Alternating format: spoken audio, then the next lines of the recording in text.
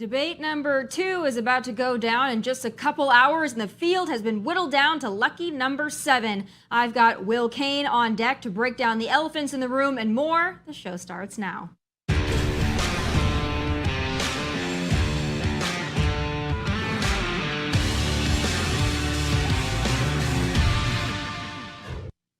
Tonight is the second GOP primary debate taking place in Gavin Newsom's California.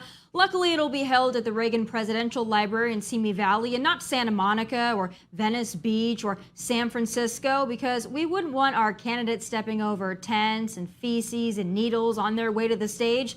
Though I would suggest it for the Democratic debates that are never going to happen, as it fits their aesthetic and their third world vibe they like to bring to cities and towns nationwide.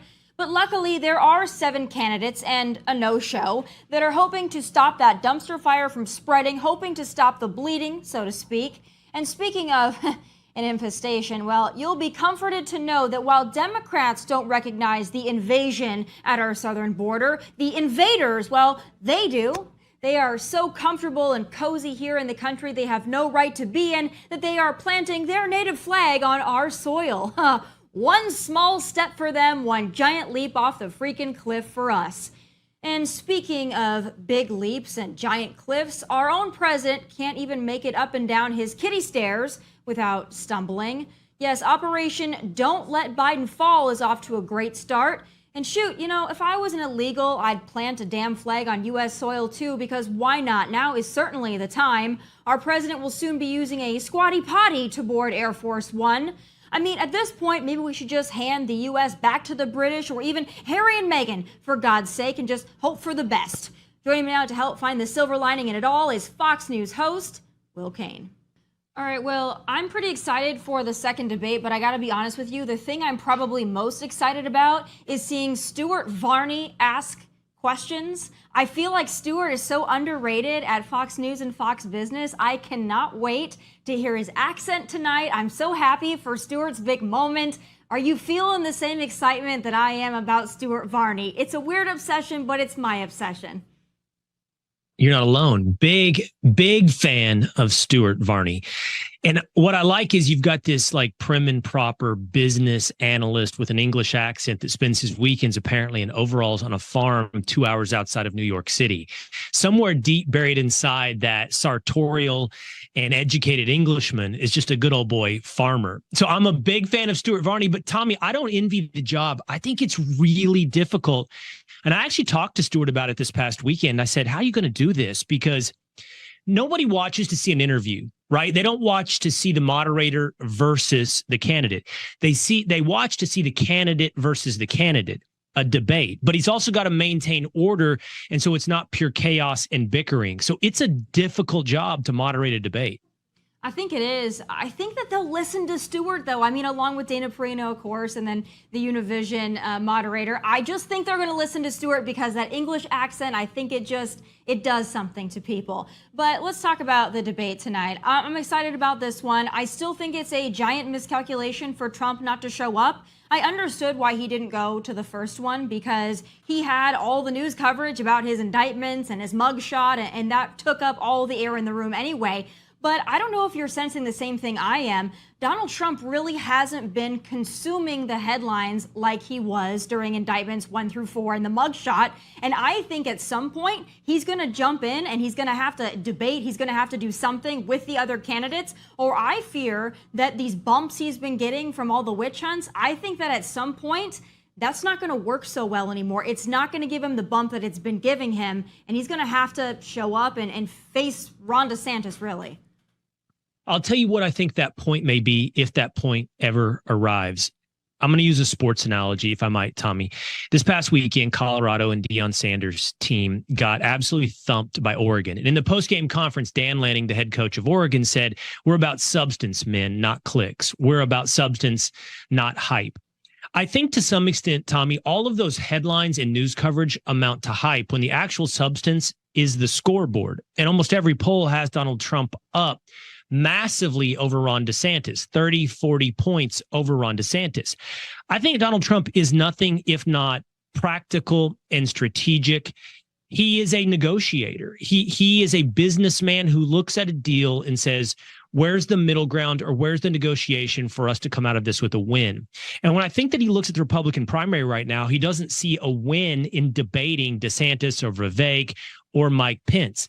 He's already dominating them. So what's the point in him getting on stage and going toe to toe? He has nothing to gain. But to your point, if there is ever a point that arrives for him to get on the stage and debate, it will be if his numbers don't reflect that substance, if he needs that hype, if he needs something to re-energize his numbers. But I don't think we are even close, Tomi, to that point. We might not be, but, well, I got to be honest with you. I see the polls as you see the polls, but we've seen a lot of polls, including the one in 2016 that told us the day of the election that Hillary was going to be our president. So I believe that he is ahead in the polls, but I actually don't think he is as far as ahead in the Republican primary as those polls would suggest. I just don't. And we already know that his game in Iowa might not be that strong. He doesn't have a lot of operational control there. He's not showing up on a day-to-day basis like some of the others are. You see Nikki Haley making big gains in Iowa. Not that I believe she has a chance, but those are things to me that signify that without the mugshots and without really stirring up the mega crowd, he's going to need something else there, because to my knowledge, he hasn't really been talking a lot about what he's going to do for the country. He talks a lot about being the subject of a witch hunt. He talks a lot about how great he did in years past, and he talks about how he'll fix everything. But I haven't really seen him put out new plans that he's going to address the world as it is today and not as it was in 2017 or 2020. And I do think there are going to be some Republicans that are a little tired of the narcissism of him just thinking this should be given to him. And I think it's going to cause some of them, especially if Ron DeSantis performs well, to turn their head and maybe start looking at Ron DeSantis a little more seriously. Okay, well, I can't debate you on some of those points because I think some of what you have to say is true or irrefutable. So what I mean by that is this: I'm neither pro-Trump nor pro-DeSantis. I actually think both men would make very good presidents of the United States. I'm not anti-Trump and I'm not anti-DeSantis. So I tell you this coming from a perspective of just trying to analyze the outcome. And what you say about polls and the history of polls and Trump's ground game in Iowa is irrefutably true. You're right, Tomi. I mean, there's no reason for me to put any real trust in polls. And I know it's true that Donald Trump isn't putting the traditional way of winning Iowa into place. He's banking on the ability to show up and commandeer big crowds and rallies, and that translating into a primary election. But you may be very well right that that's not going to work. I simply can't refute it because I don't know. As to whether or not I think he's put forward a plan or a vision for America, I think you have two men that are very different in some ways and similar in others. Look, Ron DeSantis has, honestly, and I'll use this word again, an irrefutably good track record as governor of Florida, no matter what is said. People lived through Florida, through COVID in Florida, and he put into place incredible policies that showed leadership. I think he's done the same to the extent that he has power on illegal immigration and education in Florida. Donald Trump's case, and that's the case for Ron DeSantis. Donald Trump's case, and we're talking about simply on policy now, would you make a good president? Donald Trump's case is based upon history and experience. I do think, Tomi, he's given us some idea of what he would do on immigration, what he would do on the economy, and what he would do when it comes to the war in Ukraine, all very much within the powers of the presidency. And we have the history of his presidency when it comes to the economy to suggest he has put forward solutions. But he does like to talk about himself, and he does get preoccupied with the very important, I would say, very important and symbolic attacks on Donald Trump. So I think they have two different cases to make. Interestingly, though, I think they're very similar in their philosophy and how they would govern the United States of America. I do too, in some ways, not all. Again, I think Trump needs to answer for his handling of COVID. I don't think he's yet to really answer it or be pressed on it. You know, it's much different when you sit down with a news anchor or you sit down with even a political pundit like a Megyn Kelly and you answer for it. And when you stand on a stage next to Ron DeSantis and you actually have to answer for it.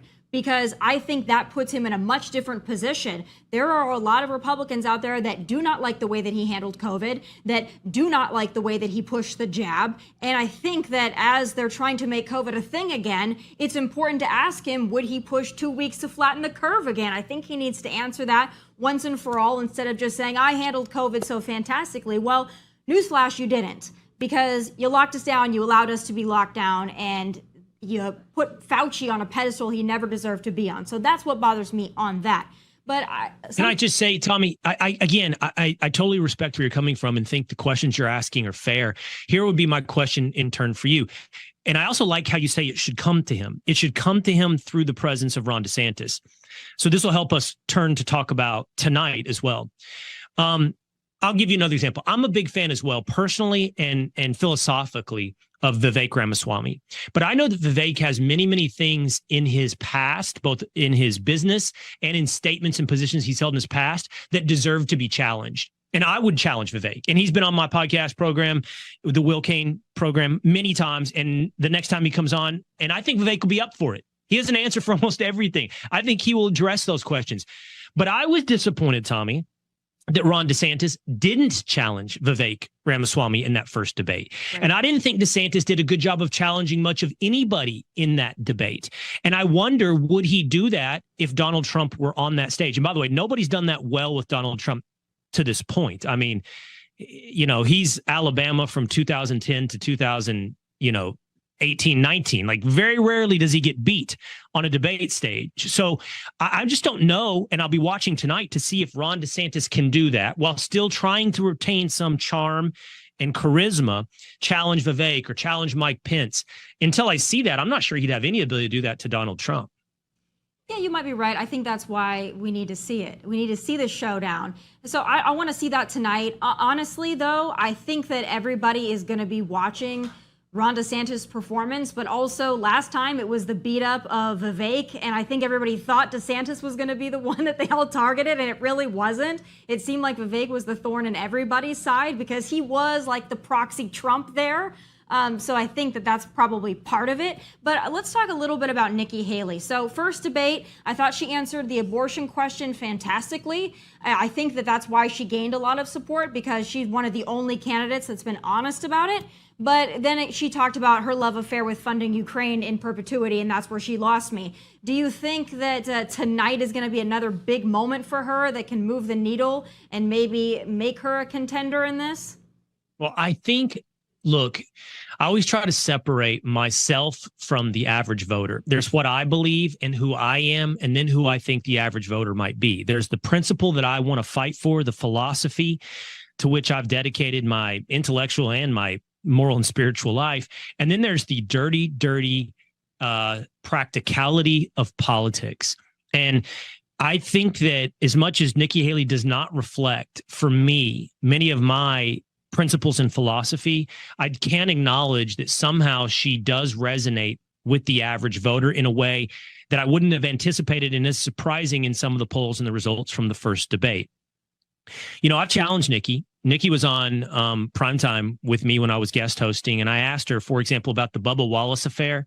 Tomi, and I was in sports and you were in politics, and my memory isn't crystal, but I'm pretty confident in who you are, Tomi Lahren. I'm imagining you were on the right side of the debate over what happened with Bubba Wallace, but Nikki Haley was not.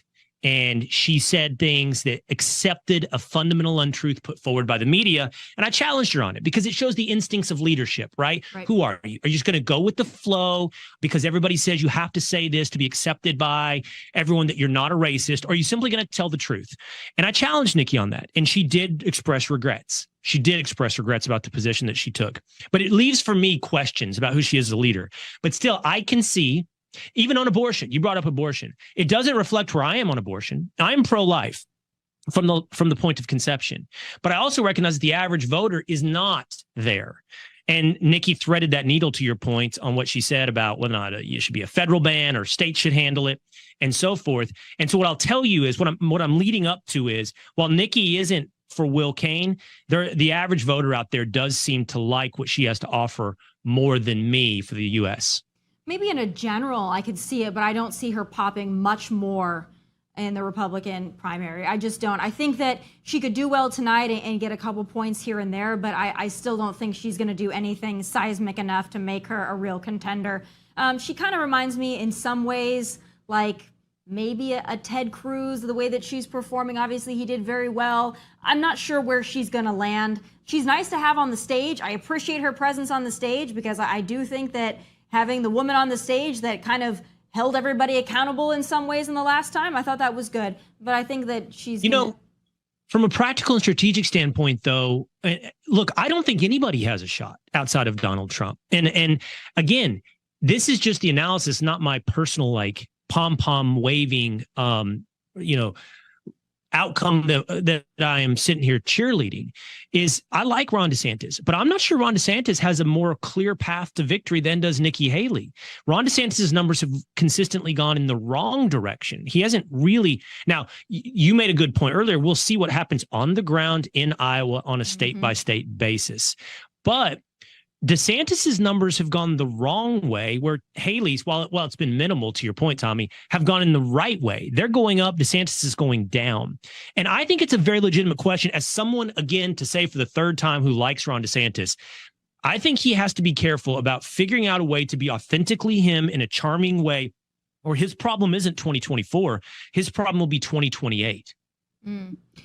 I still think that things are going to change, as you mentioned, the state by state. I think it's going to be a lot different. Maybe it's because I'm from the Midwest and I saw the real enthusiasm for Trump in 2016 amongst people like me that are from small states and small towns all coming together, and I saw that spark. But maybe just because I kind of get a sense of the people back home that love Trump, but they're just kind of sick of the circus. And that's kind of how small town Midwest people are. And I think they look at Ron DeSantis and the fact that he's been showing up, and I think that means something to them. Showing up and not thinking that you're above the race, that means something to the forgotten Americans that Trump recognized in 2016. So I want to wait and see on that one. But, again, my biggest thing is this. Do you think, though, in your personal perspective and just your analysis, do you think that Donald Trump in a general election can win Georgia, can win Wisconsin, can win Nevada, can win Arizona? Because I have serious concerns that he can do that. Yes, I do. And that doesn't mean I think your concerns are illegitimate. I do. And I think I've come to this perspective. That's the thing I hear the most, by the way, Tommy. I do. By the way, I'm out here. I live in Dallas. I'm from Sherman, which is an hour outside of Dallas. I hear the same things. I mean, I hear both people who still love Trump. I hear people who are weary of the personality of Trump. And by the way, all of the legal troubles. But the thing I hear the most is, I don't want to lose a general election, and they're unconvinced that Donald Trump can win a general election. I am not as concerned about that. And let me tell you why, Tommy. In 2020, he lost for many reasons. But in part, he lost because Joe Biden was a blank slate. He ran as a basement candidate. He ran as the experienced politician who was basically vanilla compared to the other Democratic primary candidates. And so by the time that he gets there, all that Joe Biden represents is the referendum on Donald Trump. Thumbs up, thumb down on Donald Trump.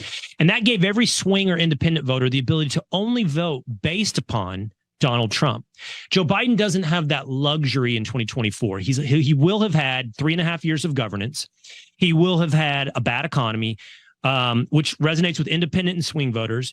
I don't know if the border will resonate with independent and swing voters. It should. It's an existential threat to the United States of America. It should. But Joe Biden has a history now on that as well.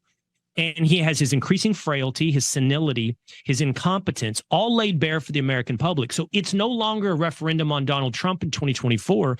It's as much, if not more, a referendum on Joe Biden. So no more blank slates. So when that voter goes there and they say, I remember what my life was like under Trump, and I know what my life is like now, it makes me think there is a path for Donald Trump to win a general election. And by the way, for whatever that poll's worth, the Washington Post, ABC, it seems to reflect that. It's an outlier poll. It's 10 points, but all of them at this point have Trump at least head to head, if not 1 point up on Joe Biden. That's what concerns me, though, because things are so bad right now, and Donald Trump and Joe Biden are essentially in a dead heat in the polls. So for me, I get it. Joe Biden is horrific, but the fact that they're that close worries me, and we celebrate that like that's some kind of like a big accomplishment to be head to head with a man that has to use the kiddie stairs. I don't think that it's an accomplishment. But they all are. Yeah. But they all are. But so is Ron DeSantis. So is every other Republican primary candidate. They're all in that same range of head to head with Joe Biden. Right.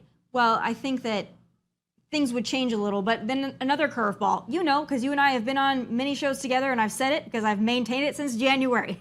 I don't think Joe Biden is going to be their nominee. I think it's going to be Gavin Newsom. I really do. I'm still holding on to that. I don't see a world in which Joe Biden is actually their candidate, especially with more and more coming out. The mainstream media is having to report on it. Even bombshell news yesterday. It's not looking good for him in any way, shape, or form.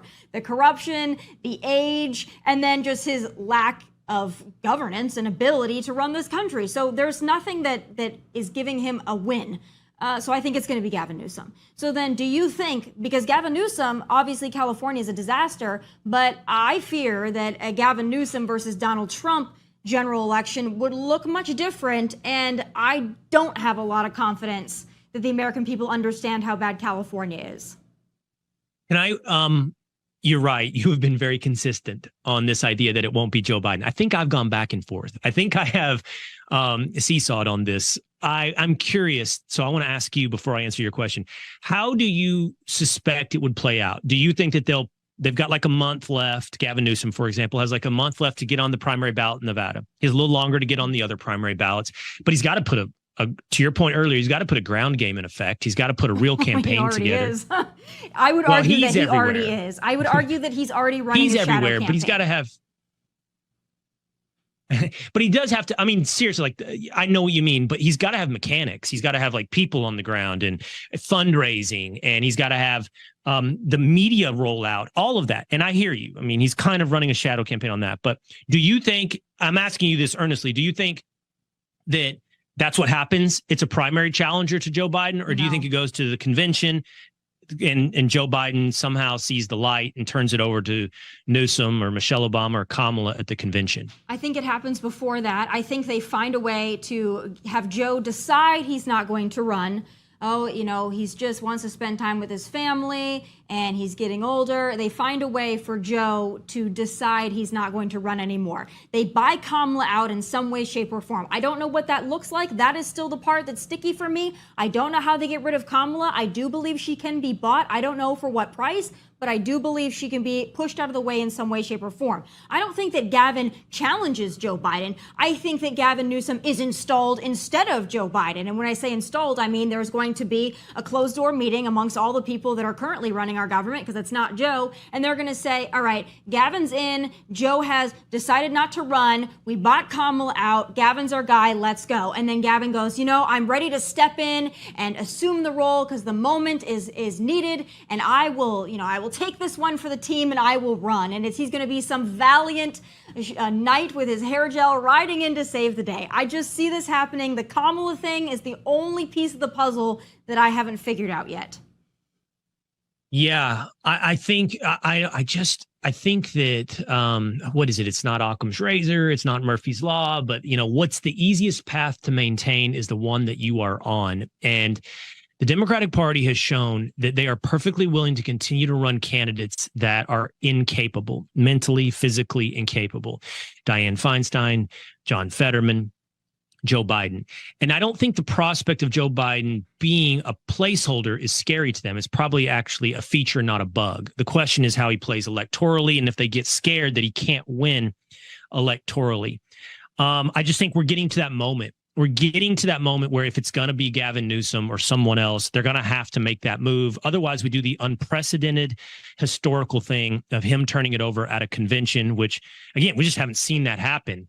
People don't abdicate power. They just don't. That's what made George Washington so special. But to your earlier question, I don't know how it plays, Tommy. I would like to hope America knows what's happened in California. They've seen the refugees fly out of California to Texas and Tennessee and Florida, and that there's no way that man could be president of the United States. I would hope it's painfully obvious, but I do know for a lot of casuals, we'll call them. Yeah, I mean, Gavin Newsom looks good. He has the look, I guess, of a leader, of a president, and I am afraid that has some effect. As for the hypothetical matchup with Trump, I have no idea. I have no idea how that plays. I wonder, though, this debate with DeSantis and Gavin Newsom, which, by the way, there would be no reason for Gavin Newsom to agree to this if he weren't running. So that's just another reason that I jot down in the notebook of why I think Gavin Newsom's running. But this debate on November 30th that I've begged to be at, I mean, multiple times begged to be at, I think this is an opportunity for DeSantis and it's an opportunity for Newsom. I think that is going to be very telling. It feels like a soft launch to me. A lot of things have felt like a soft launch, but this feels like the actual soft launch of the Gavin Newsom campaign. I'm curious to know what you think is going to happen in that debate. If Ron DeSantis is going to perform better than he does against Republicans, against a Newsom, I personally think that that's his opportunity to shine. So I think it's going to be a challenge for Ron DeSantis. I know I'm the guy that's sort of like questioning Ron DeSantis, but it's coming from a place of like, I think you should be performing better, Ron DeSantis, meaning my level of expectation, which shows some level of belief, is higher than what I have seen. Newsom can spin, Tommy. He can really spin. I saw his interview with Hannity, which I'm sure you did as well. And he tells lies, and, there's lies, damn lies, and stats or something like that. He can twist stats and keep talking and smoothly continue to spin in a way that by the end, you don't even know what you heard, right? Like he can do a thing where at the end, you're like, oh my gosh, I guess California was this Garden of Eden during COVID. But the end of what he had to say, right? And he's pulling this stat. Now, hold on a minute, Sean. Just let me get these are facts. I want to share with you facts. And he'll do that stuff while totally spinning and lying. And so it's going to take a real strong ability. I was going to say effort, but it's going to take some kind of ability from a DeSantis type to go, that's not true. This is what is true. Plainly, clearly. And the only time I've seen DeSantis pull that off to this point, Tommy, and it's not, I'm not minimizing it, I think it was great, was during COVID at the podium with the mainstream media, right? And he punched back. He was a pugilist and he came off well and he pushed back on their lies. But I just haven't seen him do it yet in a one-on-one setting or a debate setting. And if he's going to do that with Newsom, he better get those counter punches and those haymakers ready, because Newsom will not be a pushover. No. Well, I think DeSantis is going to do well because I do think that he is best when he's going against the left. Right now, he's having to navigate landmines and not pissing off Trump supporters. So he's always has to do it's like I don't feel like he's been able to fully unleash his potential because he's so worried about pissing off Trump supporters. So it's like he wants just to be hit yourself. Trump, but just be real. That's all he can do. You can't like 3D chess this or thread that needle. Go out there, be authentic, be real. I think he's going to do well. Last thing I have to talk to you about, though, is probably the biggest news of the week, the month, who even knows, maybe the year. Taylor Swift and Travis Kelsey. So let's see if you and I agree on this one. I feel like this whole thing is fake. I feel like there is no chemistry there. They look so awkward together to me. I think that this is, Travis Kelsey is a fanboy of her, and I think that it excites her to be with a man that doesn't wear skinny jeans and, isn't thinner than her. I think that she's trying that out for the first time, maybe ever, but I don't think this is a real thing. Okay, here's my take. I did this today on my show. Which you can go download wherever you get your podcast, Apple, Spotify, Fox News podcast. I know this is a hot take, Tommy. I don't give a damn. I don't care. I don't care about Travis Kelsey. I don't care about Taylor Swift. But here's why. I'm not being a curmudgeon. I think conservatives, at some point, conservatives kind of have taken on this thing like we have to reject every bit of pop culture, right? And, Taylor Swift sucks. And I know Taylor Swift's out there and she said some anti-Donald Trump things or anti-Marsha Blackburn things or whatever. Look, I kind of don't care because an entertainer doesn't like Donald Trump. Color me shocked. Yeah. I can't believe it, But I'm not a fan of Taylor Swift probably because I'm kind of old and I'm into country music and Americana. And so I'm not a Swifty, but here's what I am. I'm a football fan. I'm a sports fan. Like, I love it. I always have. College football, pro football, I'm all in. It's its own form of highest art entertainment. And I don't need pop culture converging with it to make it more interesting for me. I don't need Lil Wayne. I don't need rappers. I don't need big halftime shows. I don't need anything, because the games itself are so entertaining for me that I don't need casuals coming in because of the presence of Taylor Swift. That being said, I did see this morning, like, Kelsey's jersey spiked, I don't know, some incredible percentage. The ratings were high. Google searches out of sight. So I understand the business value because they brought in casuals. But for me, I don't care because I love football. Right. I do think, though, there are a lot of, we saw a lot of the Swifties on social media over the weekend, and then this week, they are for the first time watching football, paying attention to football. So who knows? Oh, awesome. I don't know if that's awesome plays. For every dude out there that's sitting on a couch and now his Swifty girlfriend or Swifty daughter is going, explain to me 1st and 10. Well, sweetie, you've got 4 downs to get 10 yards. This is a plague on true football fans. It's a plague. I disagree with you on that. I do like Taylor Swift. I don't like her political opinions, but I'm okay with the pop culture moment that it is. I'm okay with that. I'm happy that I don't have to hear about Harry and Meghan so much anymore. So to me, that's a plus. So I'm okay with a little bit of pop culture bleeding over. I care more about pop culture than football. So this is fine with me. But I do. Are you a Swiftie? Are you a Swiftie? I do. I love Taylor Swift. I love her music. I love everything about her other than her politics. I always have been a Taylor Swift fan. I don't think this is a real relationship, but I think it's interesting, and I think she's going to have an impact. And if none other than, this is kind of obviously it's not a small town, but this is a Midwest area, and thank God they're getting a little bit of media attention. They're getting some spotlight. Maybe it can help the local economy. I'm fine with it. I think it's fine. I don't think it's going to be long-lived. But hey, if everyone can make a few bucks off of it, why not? She stimulated the economy better than any Democrat ever, to my knowledge. So I'm okay with it. Can I make one more point? I have no idea how long your show is or how long this interview is supposed to go, but this just occurred to me as well. I'm not anti-Taylor Swift. I can really only name one song, Shake It Off. And I probably know more. I just don't know the names of them. So if I heard them, I'd be like, oh yeah, I've heard this song. But she does represent something I don't like.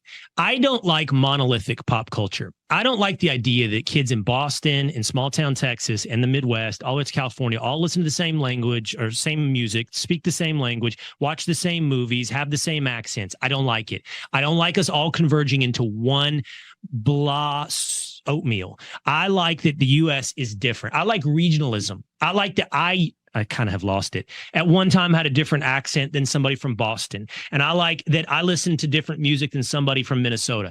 I like that we are regional and parochial, and I want it to stay that way. I want to be able to drive 300 miles and go, wow, isn't this place interesting? I don't want to drive 300 miles and go, oh, this place is the same as the place I left. They have a Chipotle and they listen to Taylor Swift.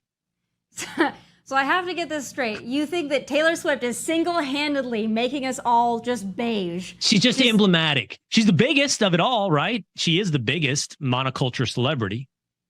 I would disagree with you on this because here's the thing about Taylor Swift. Unlike some of the other pop culture icons like the Cardi B's, even the Beyoncés, at least Taylor Swift is wholesome. So young kids can listen to her, teenagers can listen to her, adults can listen to her. It's something they can listen to, and it's not filth, and it's not violence, and it's not, degrading women and being disgusting, and it's not the Cardi B type of what I think is low-value entertainment. So I give Taylor Swift that. She's got something that resonates with a lot of different people. So I'm going to give her that. I disagree with you on that.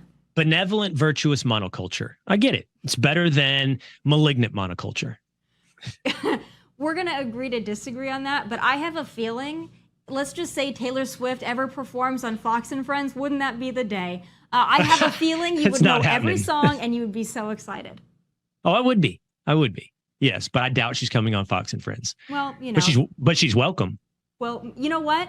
Travis Kelsey put out the invite. Maybe if you guys put out the invite, this is still doable.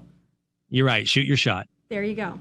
Well, thank you, Will. We'll all be watching the debate Tommy. tonight, and I'll see you soon in New York one of these days on some good old Fox and Friends weekend. All right. Thanks, Tommy. Thanks, Will. All right, up next, New Yorkers. Did you know you'll be paying over $3.5 billion to care for illegal immigrant squatters in your sanctuary hellhole this year? You say you've had enough, but will you still vote Democrat? It's time for final thoughts.